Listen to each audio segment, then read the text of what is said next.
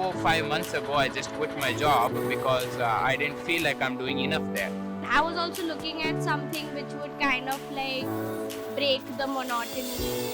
Like I can get out, learn something. Learning that's not always like sitting and listening, but like actually get to do things. And I somehow was looking forward to this fellowship in a way that it would help me come up with design solutions which would help people. Things that I'm really passionate about sustainability. One is trying to uplift, especially indigenous people in this country, not affect the environment while achieving development. If you think about the prefix "un," what does "un" mean? The UnSchool is built on non-traditional sort of education methods. 1, 2. Because we are so used to our training, our tradition, our culture. So a lot of things looks like they are fixed. But UnSchool is something where the people teach that there are other ways to look at a problem. Completely breaking down everything that you know and then rebuilding it up again. We did a very good system at making kind of understand how things connect, at each level. Anything that is associated should be on this piece of paper. That is what makes it so successful, is that if you're looking for a classic education system where you come and you sit in a classroom, you read books, then this is not the school for you. It's more like experiential and like doing rather than listening to. Being in a classroom is like not for me. I can't do that. I just like get tired and like get distracted. You can learn a lot from books, you can learn a lot from videos, there's a lot of ways of learning. But the magic of this experience is mixing the people together. People from all parts of the world that see things differently, that mix ages, that mix different backgrounds and ethnicities. I think that's always worth it. My favorite part was the market challenge. Getting to have to like take money out. I got 1 ringgit twice, which was not fun. Everything on this list was 6 ringgits. Okay, we have these really limited resources and now we have to find all of these foods on the list. It's coconut milk, green mangoes, and cucumbers, but I don't know what baku fern are. Getting all of these things together and realizing that like we can do this and we can do it without creating like much waste. So we just finished our challenge, food challenge, and we just walked back.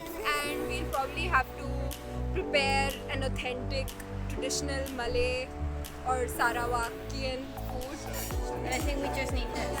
We need to wash this. We're making spring rolls and noodles. I haven't cooked before, so this is like one of my first experiences and I'm really excited.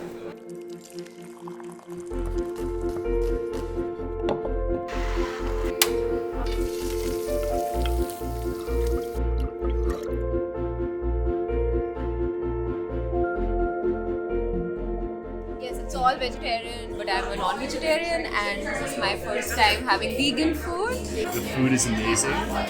These are tastes that I haven't tasted before and a lot of these ingredients I haven't eaten before. I think reducing our meat intake worldwide is the way to go. Who's going to eat more vegetarian food when they go home? I would say I learned more about the food and I reflect on what I eat because we still can make good food out of vegetable natively.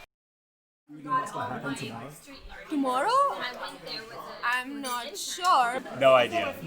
No idea. It's all a mystery, but I think that's part of the fun. Because we are never told what we are doing. We are just taken. When there's an element of surprise, you're more attuned, you're more focused. And I think not knowing, it's a great way to make everyone uncomfortable. It doesn't matter what expectations you come with. If no one knows, you're equally ignorant or equally surprised. And there's a lot of magic in that. Even now, I wasn't expecting to like come and sit at like a riverfront, right? I'm really excited because the last time I was in the rainforest was last year. Now we're in the forest and Laila, she made us do this exercise on observations and I'm pretty pumped that was the theme for the day. We've been asked to observe things and write it down. Like, whoa, I wouldn't have seen that happening if I was not to do this particular work. And then sort of seemingly out of the blue, at this hot spring. And it was an incredible way to wrap up a whirlwind of a day, and we should have seen just the look on everybody's faces. And then at the end, it's a really great way to sort sort of bring home this community and family and adventure. I think that's a beautiful thing. Whether it's eating together, it's just a new experience. I think any experience that allows you to get together with people from all parts of the world and see things differently, that's powerful per se. We're really excited because we're just right before our presentations now. Really looking forward to have it. And that's what has been happening to me. Like, I'm just exposed to a lot of new information, good information. The people, even though we're like from such different countries, we're all pretty similar. Kind of connected in some way, somewhat. People from different ages, from different backgrounds, and still see how similar we are, and like how we could become friends so shortly.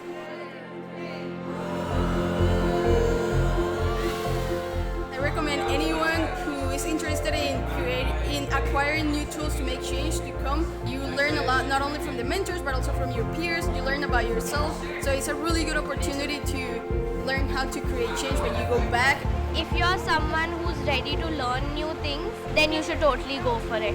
You're going to be challenged. The things that you think you know, you're going to realize that you might not know. It's just like a playground, kind of like we interact with each other, have new experiences, get inspired.